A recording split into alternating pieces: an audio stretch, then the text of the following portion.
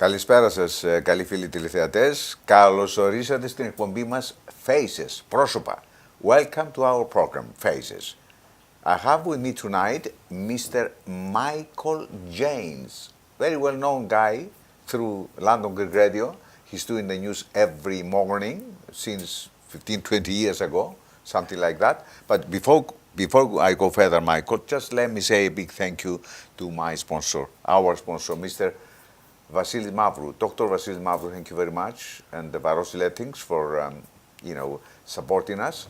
And have a good day and good Christmas and a happy New Year.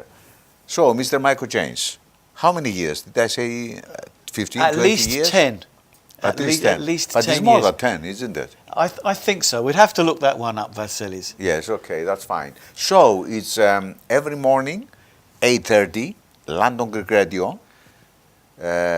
Is the news from is local news and British news and everywhere else, isn't it? What we do on the program is essentially we try to provide the latest news from Greece and from Cyprus, and endeavour to cover some local stories that are relevant to the community here. Yes. As you know, Vasilis, a high proportion of the Greeks live in Haringey, Barnet, Hertfordshire, in North London. So a lot of the local stories are focused in that particular area. And we also try and cover the main international news story and also the headlines in Great Britain.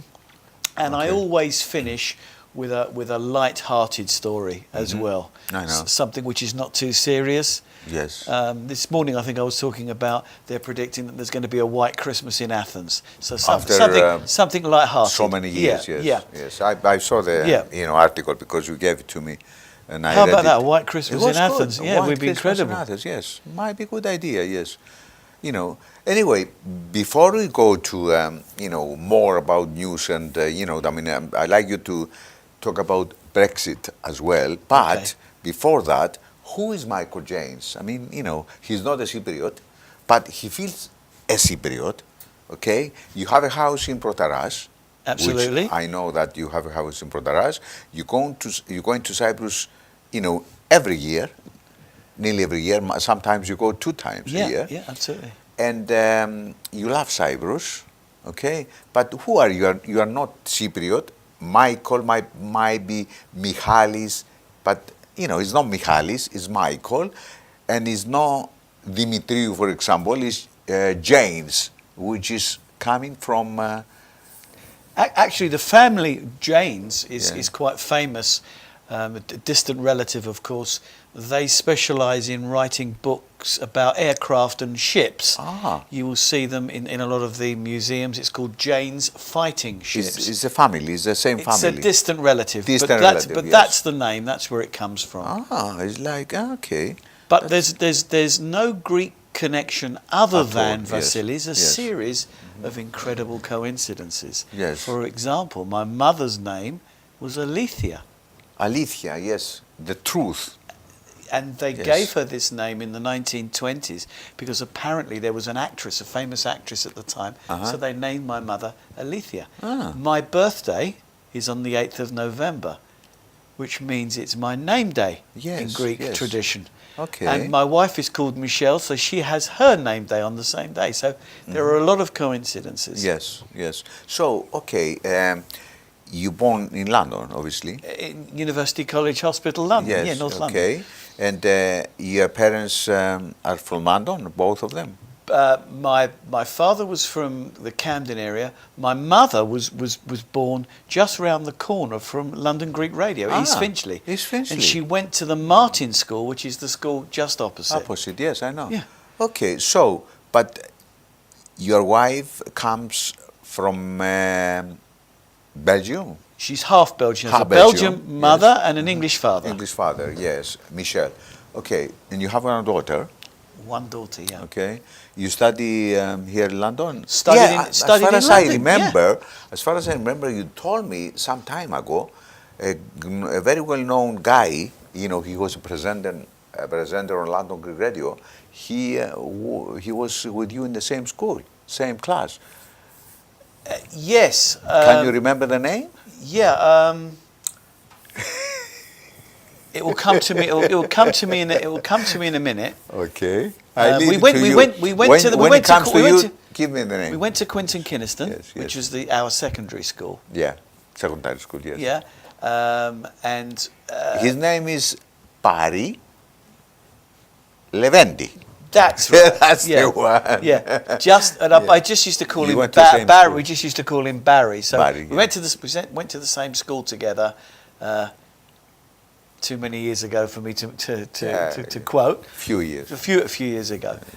So we went to the same school together, and then I went on to read politics at the City of London Polytechnic. But you never become a politician. Instead of that, you become a... I have too much sense. I didn't want to become a politician, Vasilis. I couldn't take it, really. A journalist. You present. A journalist. I've been involved in business, and I moved into media really quite late in life, maybe in my late 40s, because I was just looking for a change. But before that, I'd been in business. I'd been in the photocopier business. Yes. But I did my degree in politics of all disciplines. With Theresa May? No, not with Theresa May. No. Jeremy Corbyn? No. He lives near you, isn't he? Jeremy Corbyn. Jeremy Corbyn actually lives in Islington, but he used to live just the other side of the road from me. Okay. And I have seen him. He moved to Islington now. He's moved to Islington. I have seen him before. I saw him on his bicycle a couple of years ago. It was quite funny, actually. I was sitting on my balcony. And I saw this gentleman who seemed to be struggling on his bicycle. Yes. So I called down to him and I said, are you okay? You want any help? Would you like a glass of water or something? Yes. And he turned around and he went, no, that's fine. And of course I recognised it was Jeremy Corbyn. And he had his bicycle with him, obviously. So I said to him, Jeremy, because it was the time when he was complaining about Virgin trains. It was all over the news and he couldn't get a seat on a Virgin train. So I said to him, you can't blame Virgin trains for that, Jeremy. And he laughed his head off. It was really funny. So we had a laugh and a joke. And I said, would you like to come up for a coffee? He said, no, because I'm really busy. He said, but I like to keep fit.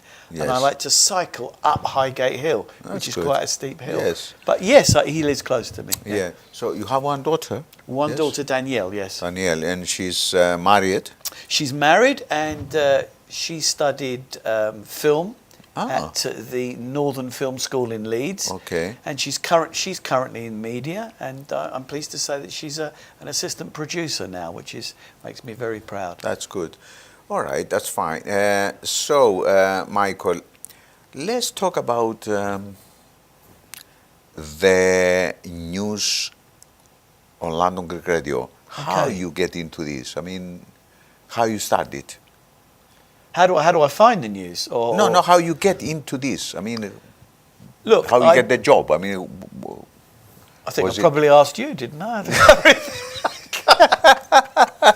I tell you how I started. I wanted to change my career, and I'd done some journalism, of course, before in the past, and I responded to an advertisement to do some voiceover work. And I had to pay a fee to go on an initial course. And at the end of the course, I thought, I've paid some money, but I don't know what's going to come of it. And the guy called me over and he said, we're looking to do an advert in London. Could you do it? We like your voice. So I did the commercial, and it went from there. And then I did some commercials for London Greek Radio. Exactly, yes. I then sat in and did some news. I sat in with some of the presenters, built up a knowledge of what needed to be done. And then I started off on a small scale, you remember. I think I was only doing the odd afternoon. Yeah. And now I've become a regular. Yes, you've been doing it for quite a few years now, yes. So, all right, but you love Cyprus as much as a Cypriot, like... This is absolutely true. This is absolutely true. It has a magical feeling for me and my wife. We both get the same feeling. We've just come back from a month's vacation in Cyprus.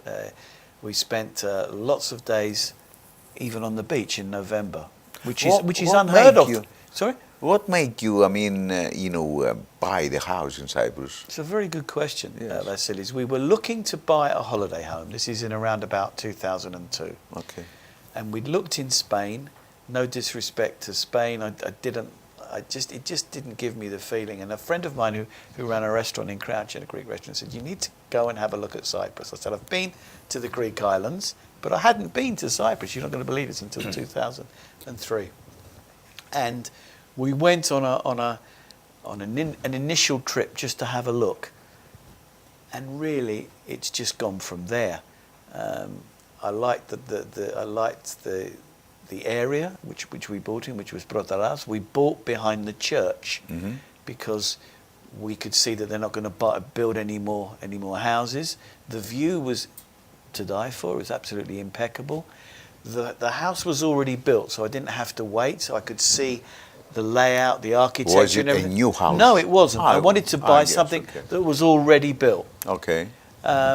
And as I say, we've had it since 2003, and by and large, we've spent every holiday, as you rightly said earlier in the program, at least once, maybe twice a year, a couple of times a year.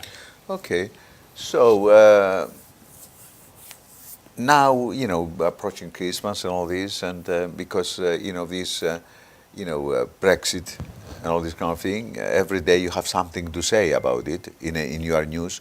What is the situation? I mean, how you see it and what is happening? Well, give us the. Let me say, Vasilis, that I'm not political in terms of whether I'm going to talk about Remain or Brexit. No, I'm not going to. I'm not taking a call on whether on the Remain side or on the Brexit side. What I do see as an observer, and this is what we do in the news, is that the whole process of Brexit, to me, doesn't seem to have been managed properly or fairly. The initial presentations from Remain were to advocate almost what they're calling Project Fear. So they were setting up a lot of examples where if Britain came out of the European Union, there would be an instant disaster. They didn't really promote the good points of the European Union. And on the other side of the coin, the argument for Brexit, there are a lot of misleading information given to the British public about money going into the national health and so on and so forth. So the whole process, to start with, has been flawed. We now find ourselves in a very difficult position. The Prime Minister and the government is probably in between a rock and a hard place at the moment. The Prime Minister has a deal of sorts that she's trying to get through the House of Commons, but a lot of the MPs are not happy with it. If this bill is not passed, there may very well be alternatives put on the table, or possibly a second referendum. But she says it's not going to be a referendum anyway. But circumstances might force the issue if she doesn't get the support of Parliament. But all the time, all this is doing is destabilising the economy. It's making people feel uncertain and uncomfortable about investing in Britain. And we're seeing in the shops, even today in my news, a lot of the retail outlets are suffering because of people's uncertainty about Brexit. So it is a concern, Vasilis. Nothing is sure. I mean, nothing. I mean, nobody's. They are in chaos. I think people, they don't know what to do. They don't know if what is coming and all this kind of thing. The politicians, their responsibility should be to the public. And what we are seeing a lot of is personal ambition put in front of the national interest. And right now, forgetting Labour, Conservative or general elections, we need to see this process completed fairly to suit what the public want. If that can't be done, as I said, the other alternative is, I don't really agree with a second referendum, because I think if you keep on having referenda after referendum, it dilutes the value of it. But that's the situation, and your term chaos, to me, is about right. So in the case of second referendum, and they have, the votes more than the ones that they wanted to stay. Okay. If they have the same result again, what's going to happen without an agreement after the March, day? That what do you think is going to happen? I mean, there is no answer to that question, because if this is uncharted waters, quite clearly, if the UK comes out of the European Union without a deal, almost every expert has said there will be a 3 to 6 month period of certain disruption on certain service industries. This is inevitable. And the protection of expatriates in Cyprus and Cypriots living here, all that's been written down in terms of their protection, that's uncertain if there's no deal. So it's very worrying that we're at that juncture at the moment. Anyway, for the time being, we have to think about best times and try and organize our future in case of no deal. And nobody knows what's going to happen. I suppose you have an alternative way of, dealing with your future, and that is maybe προταράς. What do you think? Are you My wife and I, Vasilis, were talking about this very option only a few weeks ago. Yeah. Because why would we put ourselves through difficulty if we could live infinitely cheaper and in a beautiful in what is paradise environment and beautiful absolutely. weather and all this. And my only concern is that I wouldn't see as much of my daughter, which would be a bit of an issue. But she can come to Cyprus. Yeah, for sure. But all of these factors, I think a lot of people are looking at their options and their alternatives at the moment. I think they should do. They should. Because we really don't know which way it's going to go. Yeah, definitely. So in this case, Michael, because I know you have good feelings and, you express your feelings many times verbally, but this time you wrote a poem about your feelings for Cyprus. I tell you why. We go to Cyprus between the middle of October and the middle of November normally. And for me personally, and for my wife as well, this is the best time. And I'll tell you why. Because it's still warm during the days, perhaps a little cooler at night. The sea is still warm. It's not as busy and as hectic as it is in the height of season. And there is so many things to go and see. The hospitality is even better than it is. People have more time for you out of season. Yeah. And it truly is a delight. But you're right, I felt one evening when I was sitting on my balcony and it was still warm, and I felt I'd like to capture this magical moment. Very difficult to do that without a camera or without the right facilities. So and you put it down in words? I started to write. I didn't plan on doing it. That's a significant point. I didn't sit down and say, I'm going to do this. Write the poem, so I thought, I need to write something down. So I went and got a pen and paper and I started to write. And I was outside on the balcony for a couple of hours. My wife came out and thought I was crazy. She says, what are you doing? Are you sitting there having a beer? Are you on your mobile phone? I said, no, I'm writing a poem. And she should know, she's an artist. You've interviewed her before, so she should appreciate the fact that you want to express yourself. But it was really important to me because I wanted to put down on paper what I felt at that moment. Yes. And there was no delayed reaction, Vasilis. Yes, I couldn't wait 2 days. I know. It had to happen on that day. And these feelings, they're coming out very nice and clear. Can you, if it's possible, to just read this poem you wrote for us? I will do. This was done in the middle of November this year.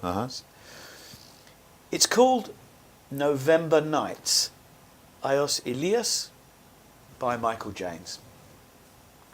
And I wrote, with the tourist season in Protara consigned to memory, the lazy summer lingers well beyond official retirement. Surely this is not November, as I still feel more than comfortable in summer clothes. Little change as sunny days make way for the onset of a sudden darkness, illuminated by stars that glisten in the faultless night sky, a visual reminder of worlds we will never embrace. A compelling chorus permeates a reluctant autumn.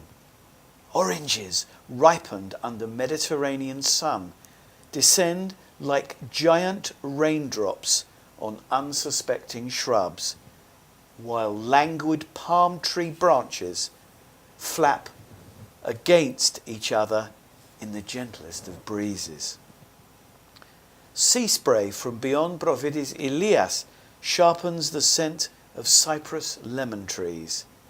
Nocturnal flyers keep their distance as feral cats search in vain for scraps from the final barbecue party.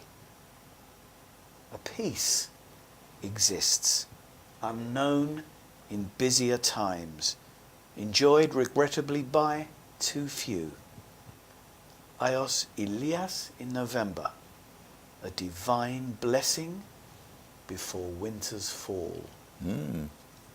This is beautiful, Michael. It's giving me goosebumps. Yeah, because yeah. it reminds me of sitting there. Okay, I know you can. I mean, when you go to Cyprus, you create quite a few friends in Protaras and Paralimni and all this kind of thing, and you can speak few Greek words.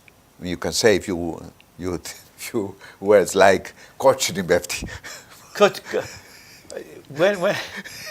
When somebody came along to fix our toilet, Yes. a toilet seat of all things, Yeah. he was late, which is not untypical, 2 hours late, but in typical Cypriot fashion, Yeah. philoxenia, Philoxenia. he arrives with a bottle of wine, and he gives me a big cuddle, Okay. and he says to me, how's your family? And, you know, I'm sorry I'm late and everything. I said, I do appreciate this, Costas, but my wife, I brought her back 2 hours early. She would like her toilet seat fixed. Yes. And he was telling me, we can do it tomorrow. And I said to him, look, we don't want Kochini Befti here. And he laughed so much, he actually got on and sorted the toilet seat, which was really good. Yeah, Kochini Befti, yes. That's nice. And a few other words, I suppose, yes. Tikanis and all these kind of things. Tikanis and Gadishimas, as you told me when you were in the financial crisis. Yes, Gadishimas, yes, that's all right. Anyway, I have a surprise for you, Michael. What's translate your poem in Greek. Wow! Yes, and I'm going to read it now. Fantastic. Okay? For those who don't understand very good English, this is a translation. Okay. Okay? And I love it. I mean, you know, it's brilliant. I read it a couple of times to people before I come here tonight, and they love it. Yes. And it goes like that. Νοεμβρίου νύχτες. Άγιος Ηλίας. By Michael James. Με την τουριστική περίοδο στον Πρωταρά να γίνεται ανάμνηση, οι καλοκαιρινές σκηνές σιγά σιγά αισθανόμαστε να μας καταλείπουν. Σίγουρα όλα αυτά δεν θυμίζουν καθόλου Νοέμβριο, γιατί ακόμα αισθανόμαστε άνετα με τα καλοκαιρινά ενδύματα. Μια μικρή αλλαγή εικόνας ανοίγει τον δρόμο για την ξαφνική δύση του ήλιου. Σχηματίζεται από τα άστρα στον ολοκάθαρο καλοκαιρινό ουρανό. Μια ζωντανή επενθύμηση του κόσμου που ποτέ δεν θα μπορέσουμε να αγκαλιάσουμε. Σαν χοροδία που με τους ήχους της καθυστερεί την άφιξη της άνοιξης.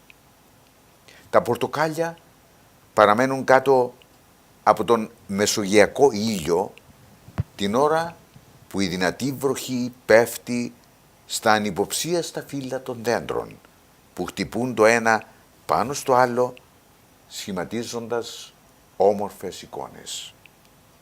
Τα κύματα της θάλασσας από τον Άγιο Ηλία φέρνουν την μυρωδιά και φανερώνουν όμορφες εικόνες που σχηματίζουν οι λεμονιές της Κύπρου.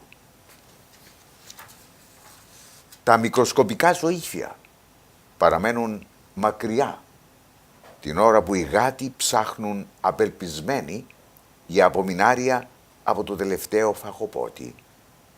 Η ηρεμία είναι αισθητή σε στιγμές απασχόλησης, που όμως την απολαμβάνουν μόνο λίγοι. Άγιος Ηλίας, το Νοέμβριο. Μια αληθινή απόλαυση πριν φτάσει ο χειμώνας. By Michael James. What do you think? It sounds absolutely fantastic. Absolutely fine. And the passion that you put into that was incredible. Because I feel it. Yeah, Yes, I I feel that. it. I can see that. I took myself there, in Protaras. You know what I mean? Well, then I feel very proud that I've been able to. You have for you to see what I wanted you to see. Yeah, you see, this is important. I mean, you send all these messages and make people think about the beauty of. These are simple things, Vasilis. The scenery and the beauty of Cyprus. And unfortunately, a lot of tourists, they go to Cyprus, and yes, there's great nightlife and there's all of those things, but there's the simple things. Exactly. Yeah. Which you can't buy. Exactly. No they are price. there for you. There's no price. Yes. There's no price on the orange falling from the tree. Mm-hmm. The smell of the lemon. Yes. This is completely unique. Mm-hmm. Okay, Michael. Now, Christmas. You know what I mean? What do you do for Christmas? Well, what are you going to do? It's only a week away. Yeah. So. Yeah. What are you going to do? Well, my daughter. She's coming down. My daughter's coming down with her husband, and they will be with us for a couple of days. He has to work on Boxing Day, so he has to go back quite quickly. But that doesn't matter. I'm so looking forward to seeing. Lovely. Yeah. Okay. I wish you all the best, Michael. I wish you have beautiful, times. Many beautiful times, as these times that you feel when you go to Cyprus. Enjoy your life, enjoy everything, and we say Καλά Χριστούγεννα, good Christmas, and a Happy New Year. Χρόνια πολλά. Χρόνια πολλά, and I wish you and your family the very best for Christmas and the New Year, and I thank you for all your support that you've given me over a number of years. And as I say, I'm really so proud that you have taken my poem on board and translated it. Thank you, Michael. That comes from the heart, Vasilis. I dedicate this specially, for a friend of mine, good friend of mine, and his family. And I wish him good Christmas as well, happy Christmas and Happy New Year, to Mr. Nikos Papadopoulos. To Nikos Papadopoulos. Okay? Thank you very much. Ευχαριστούμε και εσάς που μείνατε μαζί μας και απόψε και εύχομαι να περάσετε καλά Χριστούγεννα, χρόνια πολλά, όλες οι γιορτές να είναι χαρούσιμες, να υποδεχτούμε τον Χριστό με αγάπη, καλοσύνη, να γεμίσουμε τις καρδιάς μας αγάπη και καλοσύνη, πολλά χαμόγελα, τα οποία μπορούμε να προσφέρουμε στους συνανθρώπους μας. Πολλές ευχές λοιπόν και θα τα πούμε και πάλι πάρα πολύ σύντομα. Ευχαριστώ και τον χορηγό μας, τον Δ. Βασίλη Μαύρου και το Vasilis για την στήριξη. Με πολλές ευχές και σε αυτούς για χρόνια πολλά. Καλή νύχτα σας.